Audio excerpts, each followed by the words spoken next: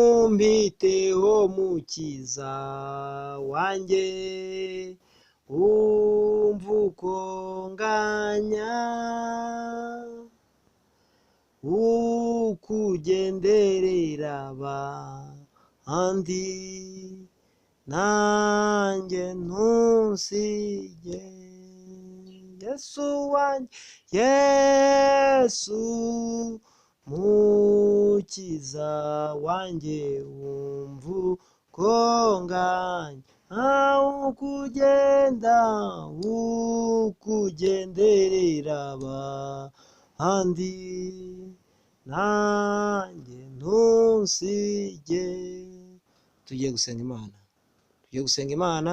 Wowe ubashije kuba ugihumeka ukabasha kumva inodi, hari icyo Imana yakuvuzeho. Igihe cyawe ndakiguhaye, ndakwinginze kugira ngo ugikoreremo neza.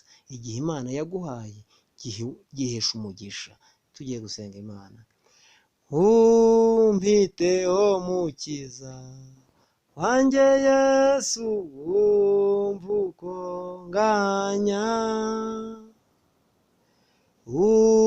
ukugenderera abandi, data nanjye ntunsige.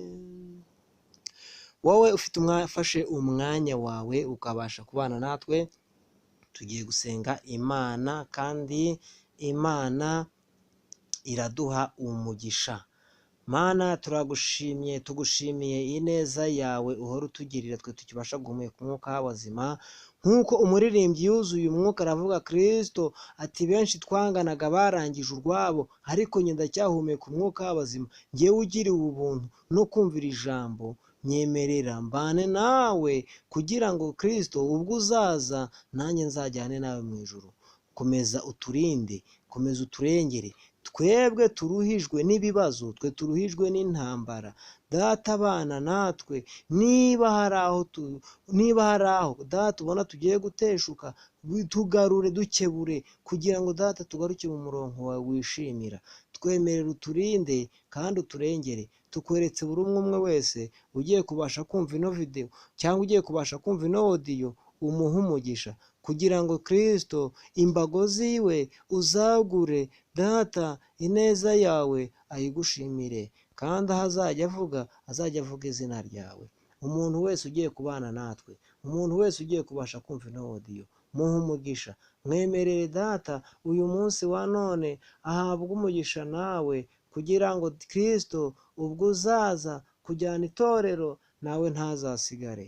Ni ukuri tukweretse umuntu ufite umuntu urwaye, turamusengeye. Dusengeye umuntu wese urwaye, umuntu wese wumva uruhijwe n'umubiri. Mana, mubana nawe, ni wowe muganga dufite, ni wowe dogiteri dufite ukomeye. Kristo mwegera umuhumurize, kugira ngo data yumve ko ari kumwe nawe.